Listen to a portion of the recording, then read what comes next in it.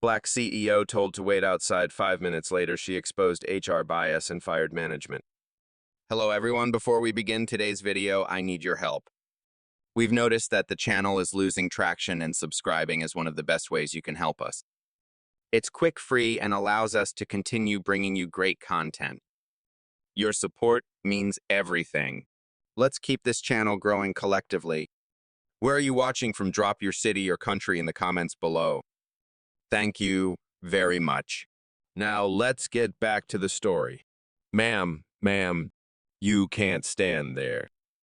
The voice wasn't polite. It wasn't confused. It was certain. The man in the navy suit stepped forward and physically shifted his body between her and the executive check-in desk arm, stretched slightly as if blocking a line of traffic. Staff and catering wait outside, he said louder now. Executives only. Heads turned. Not subtly. Openly. She stood there in a gray hoodie, black backpack, resting on one shoulder, paper coffee cup in hand. No badge clipped to her chest. No assistant trailing behind her. No signal of power. Just quiet presence. Behind the desk, a digital screen glowed GLOB, ALLA, a DARSHIPS, UMMITBOARDNEXE, CUTIVA, a CECESONLY. The man glanced at her shoes. Sneakers. Then back to her face. This is a restricted zone, he added, voice edged with impatience. You're holding up senior leadership? Senior leadership.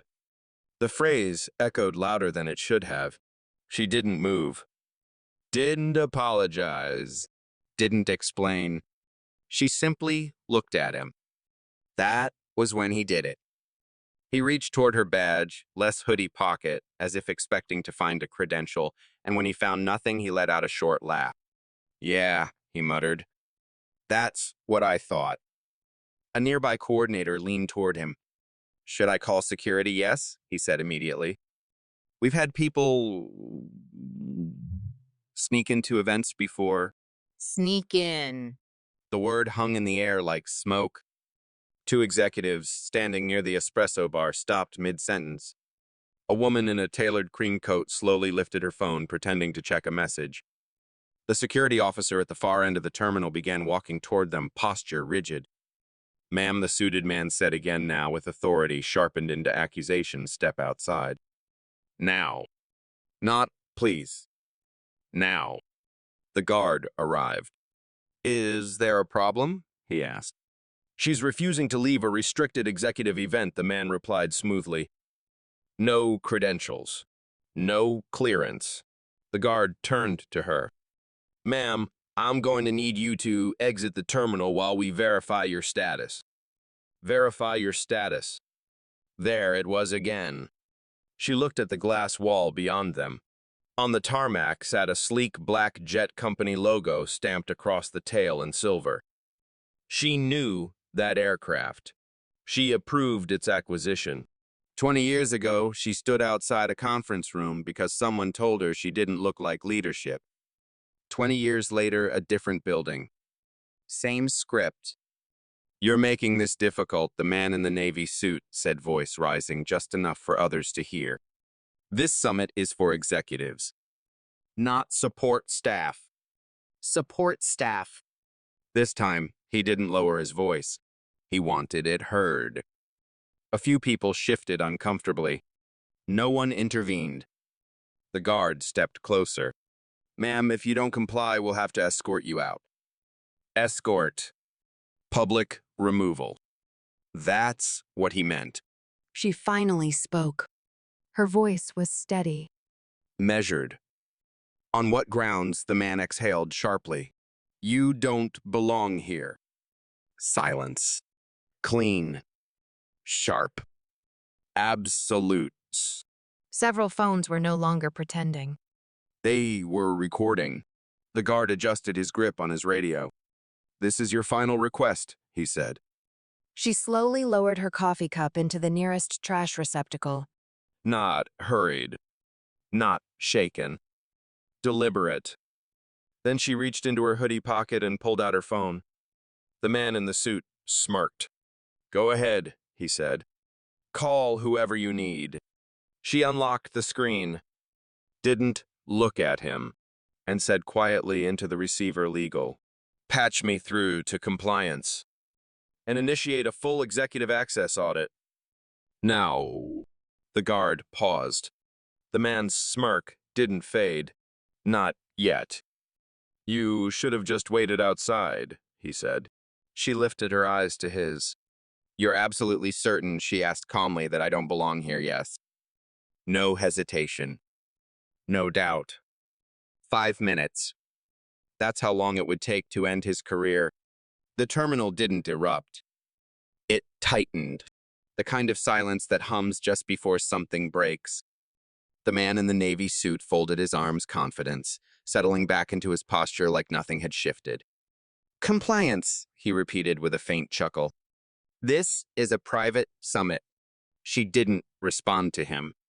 She was listening. "Yes," she said calmly into the phone. "Timestamp this interaction. Include verbal denial of executive access and attempted removal." The guard's radio crackled softly at his shoulder. He glanced down. A flicker. Then he straightened again. "Ma'am," he said, "more cautiously now, if you could just step outside while we sort this out." She held up one finger. Not aggressively. Not dismissively. "Just wait." Across the lobby, a young analyst had stopped pretending to scroll his phone. He was staring at her face, brow furrowed. "I know her," he whispered under his breath. No one heard him. Not yet. The man in the suit shifted, irritation creeping back in. "You're causing a disruption," he said louder now, projecting to the small crowd forming behind retractable barriers. "This is exactly why we have protocols. Protocols. Policies. Barriers. Words that sound neutral until you watch who they're used against." Her phone buzzed softly against her ear. "Yes," she said. "Pull the executive roster for today's summit. Cross-reference access logs for the last 10 minutes. The guard's radio crackled again. This time it wasn't static. His expression changed. Subtle. But visible. "Copy that," a voice murmured through the earpiece. "Stand by." The suited man noticed. "What is it?" he asked sharply. The guard didn't answer. Instead, he looked at her again. Longer this time. Studying. The espresso machine hissed in the background. A rolling suitcase clicked across polished tile. Someone near the glass wall lowered their phone, slightly unsure whether to keep recording. "You really should have just waited outside," the man muttered, leaning closer to her. "This isn't going to end the way you think." She tilted her head slightly. "No," she agreed softly. "It won't." Her phone chimed. An email notification lit up the large digital display behind the check-in desk. It wasn't supposed to mirror internal alerts, but it did. AXEUTIVACCEEIAE. The receptionist froze. Another notification followed. COMPLIANCEREVIEWLAVLRED. The analyst across the room went pale. "Oh my God," he whispered. The guard's radio came alive again, this time clear and direct. "Security Unit 3, the voice said, firm and unmistakable. Do not remove the individual. Repeat, do not remove. Await further instruction from Executive Office." Executive Office. The suited man blinked. "What he said." The guard stepped back. Not dramatically, but decisively. He moved from in front of her to slightly behind her. The shift was small, but everyone saw it. The man in navy felt it too. His jaw tightened. "This is a misunderstanding," he said quickly, glancing toward the reception desk. "Check the list again." They already had. Her phone buzzed once more. She lowered it slowly, looked directly at him. "Would you like to see the roster?" she asked calmly, "or should I read it to you Somewhere near the glass wall, someone whispered, "Wait, is that her? The 5 minutes were almost up." The word spread before the truth did. Executive office. It moved through the terminal in a low ripple, subtle but unstoppable. The man in the navy suit straightened, smoothing the front of his jacket as if fabric alone could restore control. "There's been a mistake," he said sharply to the receptionist. "Run her name." The receptionist's fingers trembled slightly over the keyboard. "Sir, I run her name." The large screen behind the desk flickered again. Internal dashboards weren't meant for public view, but someone in IT had pushed access across the terminal monitors.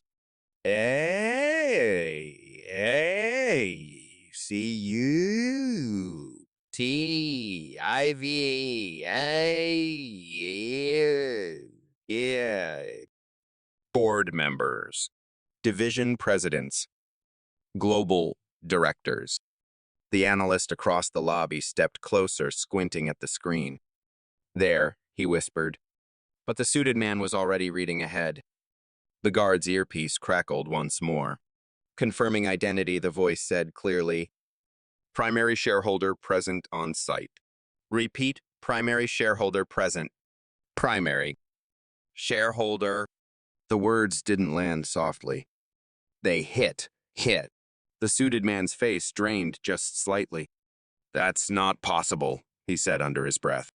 She watched him the way someone watches a clock tick down. "Patient." Certain. The receptionist swallowed. "Sir," she said carefully, eyes fixed on the glowing display. The executive override is linked to her name appeared. Full. Undeniable. Position title flashing beside it. Chief Executive Officer. Silence. The espresso machine stopped mid-cycle as if even it understood the moment. Phones were no longer subtle. They were steady, focused, recording history. The analyst stepped back, nearly bumping into another attendee.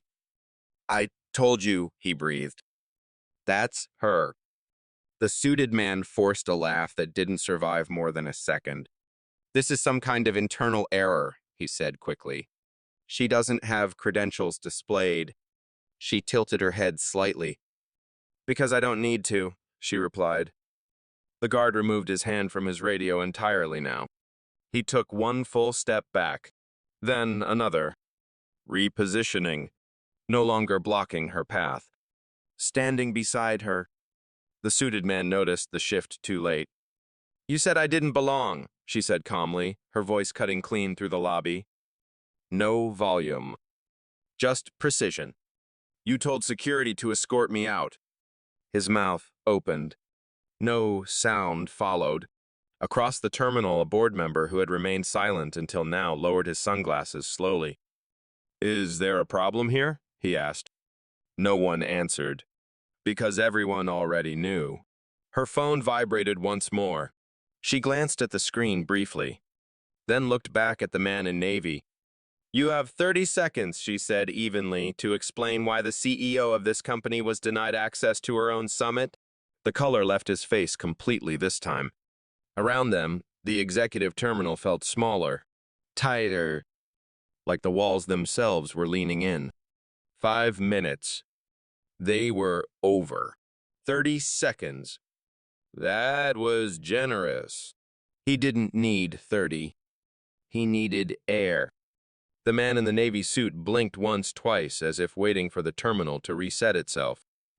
As if the screen would glitch. As if her name would disappear. It didn't. Chief Executive Officer. Still glowing behind him. "This is," he began, voice tight. "This is clearly a miscommunication. A few minutes ago, he had been projecting authority. Now he was negotiating survival." She didn't interrupt. That was the worst part. She let him speak. The board member, near the glass wall, stepped forward, removing his sunglasses fully now. His voice carried weight without needing volume. "Explain the miscommunication," he said. The suited man swallowed. "Well, she arrived without credentials displayed. No visible badge. No prior notice to event staff. No visible badge. No prior notice. The excuses sounded thin even to him. She folded her hands loosely in front of her. You require badges for board members? She asked calmly. No, but for primary shareholders, that's not what I meant. The guard shifted again, this time turning fully toward her. Ma'am, he said quietly, almost apologetically, I was following the report given to me. She nodded once. I know. It wasn't blame in her voice. It was assessment. Across the terminal, someone muttered he told her she didn't belong. Another voice answered. He said support staff. The word traveled again. Support staff. The suited man heard it now from someone else's mouth. It sounded uglier that way. His composure cracked. She refused to identify herself, he said, desperation creeping in. We have security protocols. She tilted her head slightly. You didn't ask who I was. Silence. You told me who I wasn't. That landed harder than the title on the screen. The receptionist's eyes were still locked on the dashboard. Another notification slid across the system display. HRESCLATIONREVIEWINITED. He saw it. His jaw tightened. This doesn't require escalation, he said quickly. We can resolve this internally. Internally, quietly, before the board, before the cameras, before the story formed a spine. She stepped one pace forward now, not aggressive, not theatrical. Just enough to close the distance between them. You initiated security removal of an executive officer, she said evenly. In front of shareholders. Every word was clinical. Precise. That's not internal. The board member glanced at his tablet, reading the alert that had just come through. His expression hardened. You called for her to be escorted out? He asked the suited man. He hesitated. That half-second was everything. Yes, he admitted, barely audible. Phones lifted higher. The analyst who had whispered earlier now stood straight, no longer uncertain. The guard adjusted his stance once more. He was no longer beside her. He was behind her. Protecting, the suited man noticed. His authority had evaporated in real time. You told me I didn't belong, she said quietly. No anger. No raised voice. Just truth. And you were ready to remove me from a company I built. The terminal felt smaller again. Compressed. The board member took a slow breath. I think he said carefully we need to discuss this in the executive lounge. She didn't look away from the man in navy. No, she said. We'll discuss it right here. Public. Visible. Accountable. The crack in the room had become a fracture. Public. Pup. That was the word that made him flinch. Not termination. Not audit. Public. The suited man forced a tight smile that fooled no one. There's no need to escalate this in front of attendees, he said carefully. We were simply enforcing access standards. Access standards. The phrase slid across the marble like oil. She looked past him for a moment. Past the screen still glowing with her title. Past the cluster of executives pretending not to stare. Past the security guard now standing firmly at her back. And for a split second, the terminal dissolved. She was 16 again, standing in a hotel lobby in Charlotte. Sunday dress. Braided hair. Waiting for her parents after a leadership banquet. You can't wait here, the clerk had said. This space is for guests. She had tried to explain. She had tried to shrink. It hadn't mattered. She was escorted outside. The shame didn't fade. It calcified. Turned into ambition. Into ownership. Into this. The present snapped back into place. The jet outside gleamed under morning light. The suited man cleared his throat, unaware he was standing in the shadow of her memory. If you had just identified yourself, he continued, voice trembling slightly now, none of this would have happened. She met his eyes again. You didn't ask who I was. The words were steady, measured. You decided who I wasn't. That sentence moved through the room like electricity. Someone near the espresso bar whispered, "Oh my God." The board member folded his arms, no longer neutral. You said she didn't belong, he stated flatly. The suited man shifted his weight. I said this was an executive-only summit, and she isn't. The board member pressed. He hesitated again. That was the second crack. I didn't recognize her, he admitted finally. Recognition. As if leadership required a uniform. As if power had a dress code. She took one slow step closer. Not invading. Just clarifying distance. Let me make this simple, she said quietly. Her voice did not rise. It sharpened. You instructed security to remove me. Yes, but in front of shareholders. He said nothing. In a company where I hold controlling interest. The words didn't need volume. They needed accuracy. Another notification flashed across the system screen.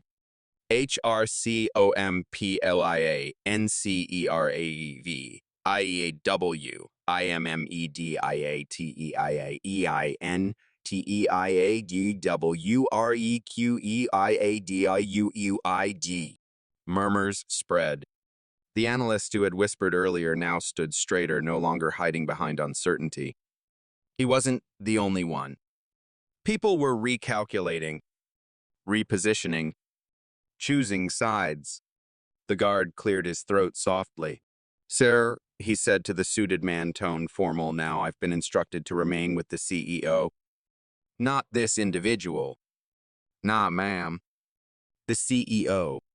Titles matter when truth arrives. The suited man's shoulders dropped just slightly. Not surrender, but realization. 5 minutes ago, he had been certain. Certain she didn't belong.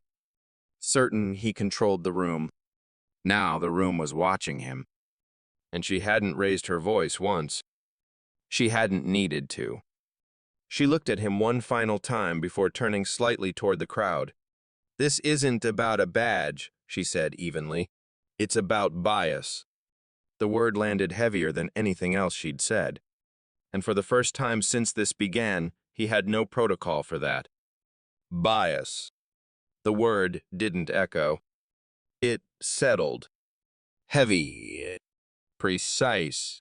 Unavoidable. The suited man's lips parted, but nothing coherent formed. He looked around the terminal as if searching for reinforcement, someone to laugh, someone to dismiss her claim, someone to restore the balance he had lost. No one moved, because now it wasn't about whether she belonged. It was about what he had done. The board member near the glass wall tapped his tablet, once reading the compliance alert in full. Level red review, he said quietly. That's automatic escalation. Her phone vibrated again in her hand. She glanced at it briefly. Legal is present, she said. They're listening. The suited man stiffened. Listening, she turned the screen slightly so he could see the active call interface. Muted. Connected. Executive Legal Counsel. You call compliance? He asked, disbelief creeping in. I initiated a review, she corrected calmly. For executive-level discrimination and improper security activation. Each phrase was surgical. Executive level. Discrimination. Improper activation. They weren't emotional words. They were career-ending ones.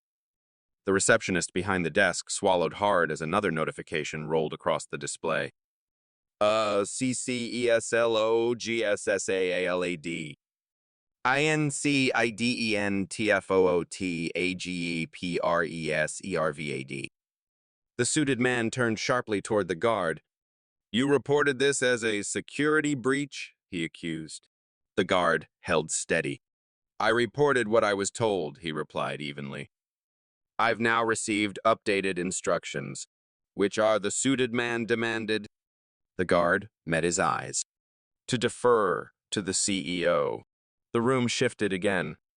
Not loudly, but definitively. The analyst who had whispered earlier stepped forward, no longer uncertain. "Sir," he said to the suited man, voice careful but firm, "I heard you say she didn't belong." The suited man's head snapped toward him. "You're out of line?" "No," she said softly. "He's not." She faced the small crowd, forming a loose semicircle around them. "This is how it happens," she continued, voice steady. "Not with shouting, not with slurs, with assumptions, with certainty." Her gaze returned to the suited man. "You didn't verify my identity." "I was following protocol," he insisted weakly.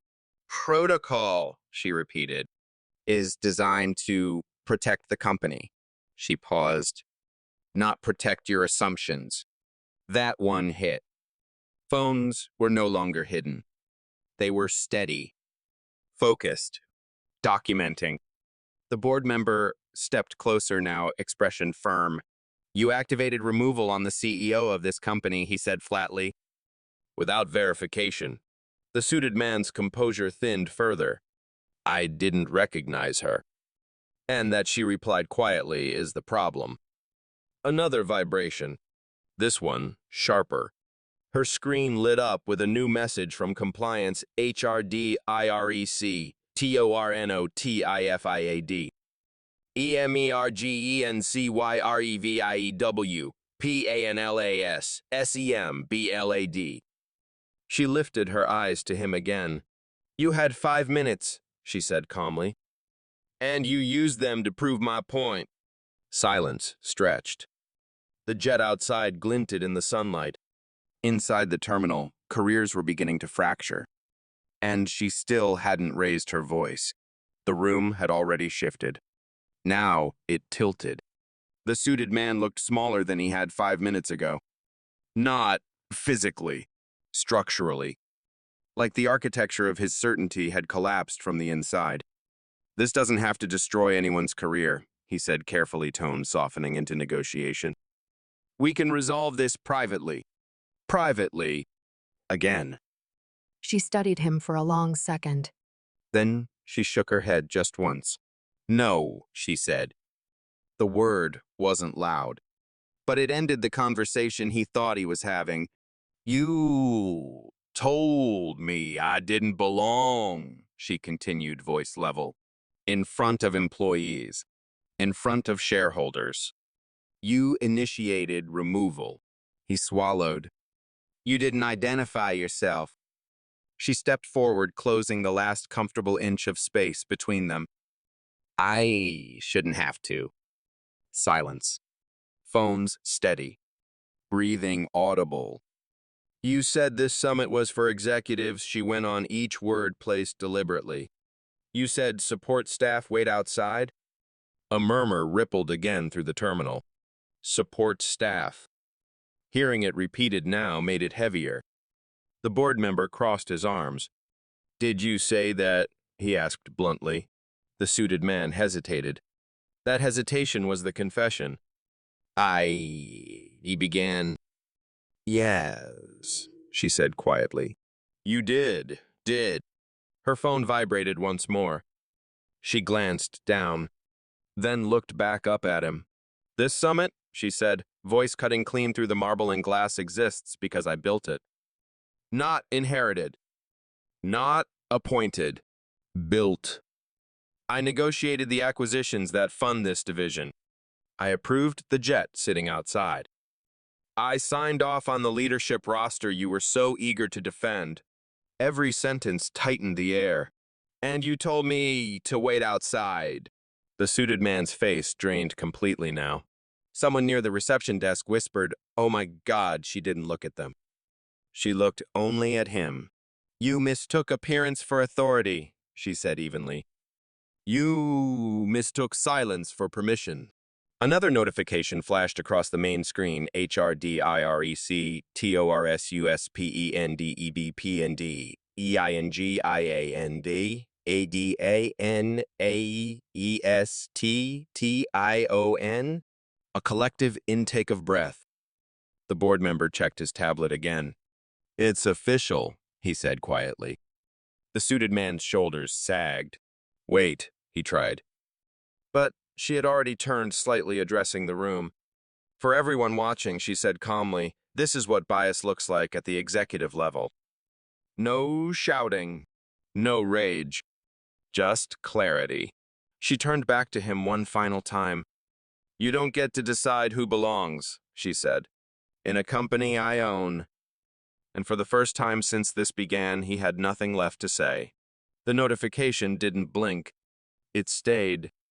HRDIRECTORSUSPENDIENDIESTIGATION.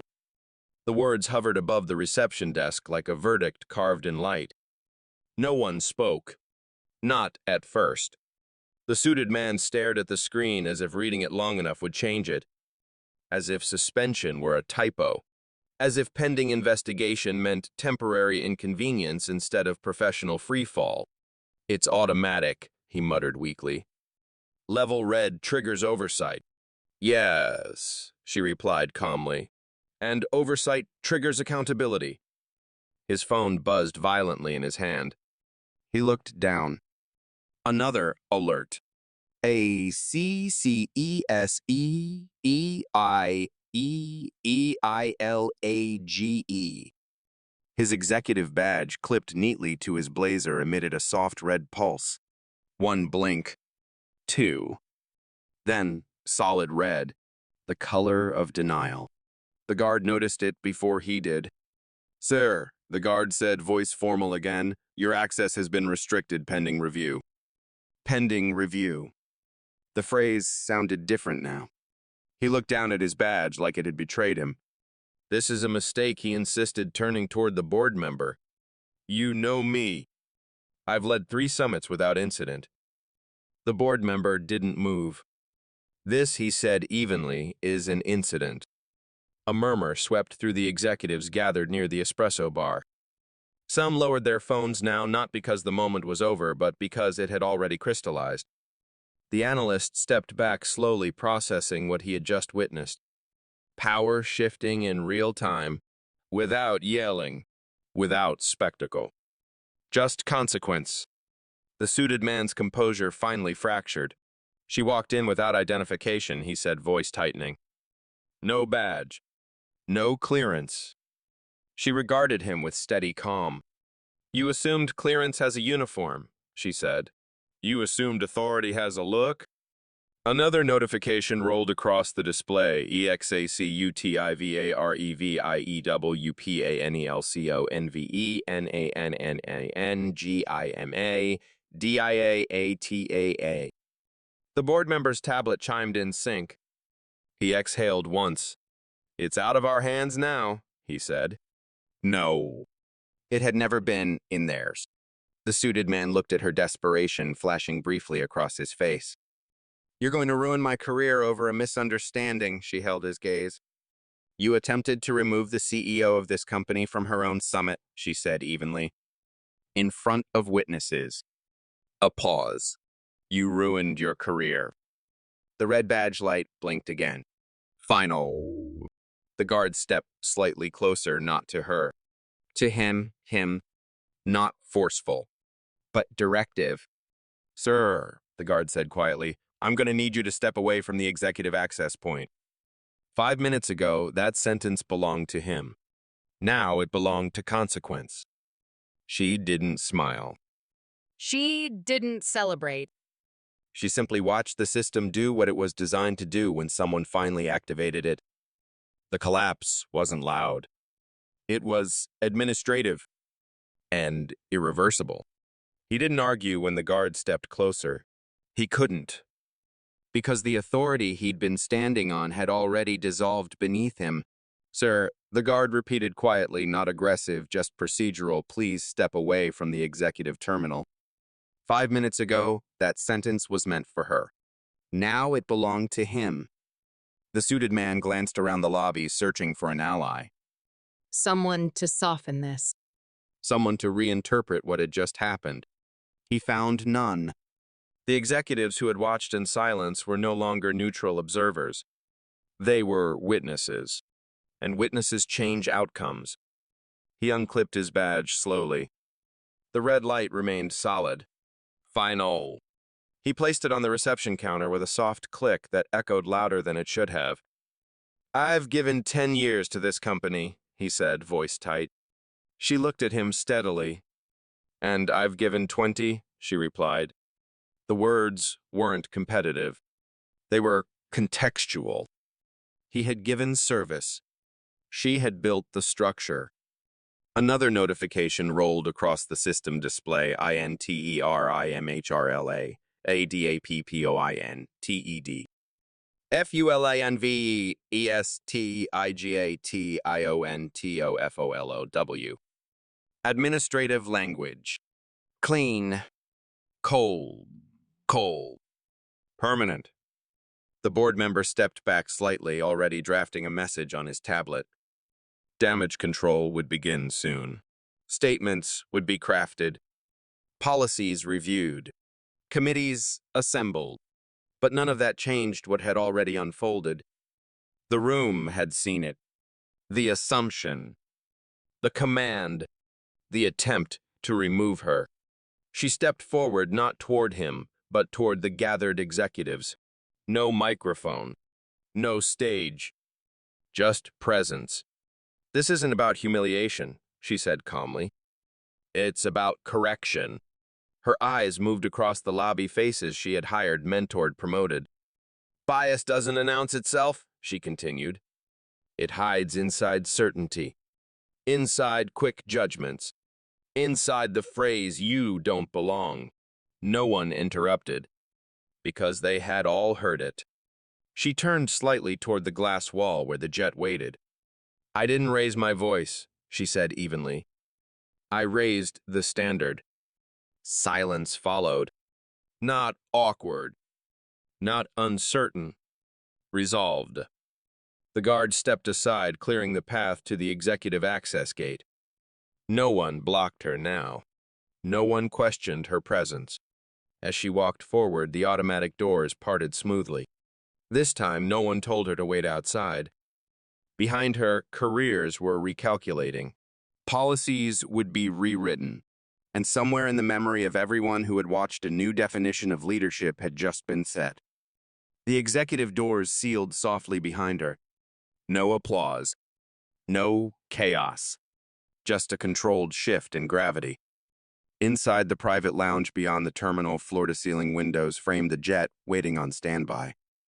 The hum of the runway felt distant, now muted by soundproof glass and corporate insulation. Her phone vibrated again. Legal. Compliance? Board. All active. All footage secured, her general counsel said through the speaker. Security transcripts archived. HR director access suspended company-wide. Good, she replied calmly. Press, the voice asked. She paused. Outside, the glass executives still lingered near the terminal entrance, replaying what they had witnessed in their minds. Not yet, she said. Internal first. Always internal first. She stepped toward the conference table at the center of the lounge. 12 leather chairs. Polished walnut surface. The summit agenda still glowing on the wall display. Acquisition strategy. Market expansion. Leadership pipeline. Leadership. Shh. She allowed herself one slow breath. 20 years ago, she was asked to leave a room she had earned the right to sit in. Today, she owned the building and still had to prove she belonged. That was the pattern. That was the problem. Her phone buzzed again. This time, a message from the interim HR-led full bias audit initiated. Mandatory executive retraining to follow. Retraining. She considered the word. Policy could be rewritten. Training modules redesigned. But culture required confrontation. There was a soft knock at the lounge door. The board member stepped in, expression measured. I wanted to say he began carefully, that was handled with restraint. She met his gaze. It shouldn't require restraint to enter a room I built, she replied. He nodded slowly. No, he admitted. It shouldn't. Outside the glass, the suited man was being escorted, not dragged, not humiliated, but directed toward the side exit. The same doors he had pointed her toward. The symmetry wasn't lost on anyone. She didn't watch long. Instead, she turned back to the display screen and tapped once. The summit agenda, refreshed. Opening remarks, CEO address. She straightened her hoodie slightly, then removed it, revealing the tailored blouse beneath. Not to prove anything, just because it was time.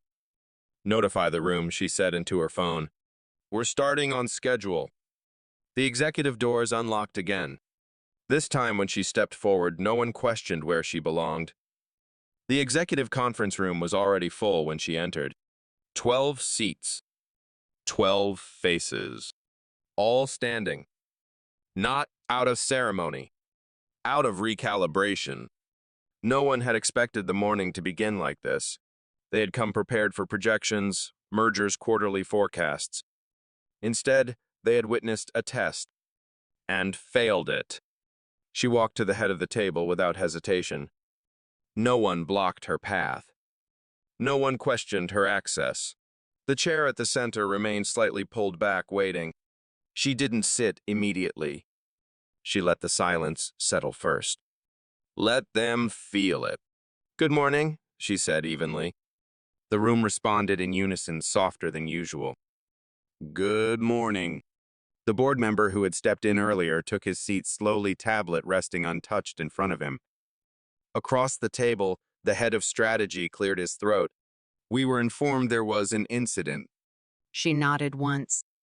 There was no embellishment, no drama. Just fact. The incident has been escalated, she continued. HR leadership is suspended pending investigation. Compliance has secured all records. A few glances exchanged across the table, some surprised, some relieved, one or two uncomfortable. This isn't about punishment, she added. It's about exposure. She moved her gaze deliberately from one executive to the next. If bias can reach the CEO, she said calmly, it can reach anyone. That landed heavier than any accusation. The head of operations shifted slightly in his chair. Do you believe this is systemic? He asked carefully. She didn't hesitate. I believe, she replied, that certainty without verification is systemic. Silence again. No one argued. No one dismissed. They had seen it unfold in real time. I arrived dressed casually, she continued. That was intentional. A few eyebrows lifted. I wanted to see how leadership responds to ambiguity. Her eyes sharpened slightly. Now we know. The jet outside the window reflected morning sunlight into the room. The company's logo glinted across the polished table. She finally took her seat. Not triumphantly. Naturally. Let's begin, she said, tapping the agenda screen. This summit is about expansion. A pause. But expansion requires standards. No one missed the message. Because this time, they all knew exactly who belonged at the head of the table. The summit moved forward. Slides advanced. Metrics displayed. Projections debated. But something had shifted beneath the numbers. It wasn't tension anymore. It was awareness. When she spoke about global expansion, they listened differently. When she outlined acquisition strategy, no one interrupted. When she paused, no one rushed to fill the silence. Respect hadn't been requested. It had been recalibrated. Midway through the agenda, she closed the presentation deck. There's one more item, she said. The screen behind her went dark. No charts. No graphs. Just her reflection faintly mirrored in the glass. This morning, she continued, voice steady, was not about a badge. No one disagreed. It was about perception. And perception at this level becomes policy. She let that settle. If leadership can misjudge who belongs in an executive terminal, we have a cultural flaw, not a procedural one. The head of strategy nodded slowly. The board member folded his hands. We will address it, he said. She met his gaze. We will correct it. Not soften. Not reframe. Correct. Outside the window, the jet engines powered up softly, a low mechanical hum vibrating through the glass. Momentum.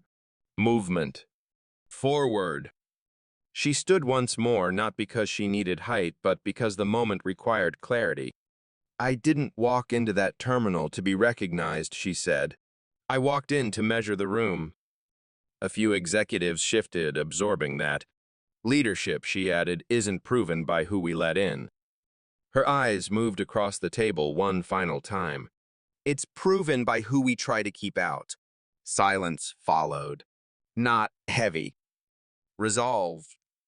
She reached for her blazer draped over the back of her chair and slipped it on with unhurried ease. Prepare the diversity audit framework, she instructed.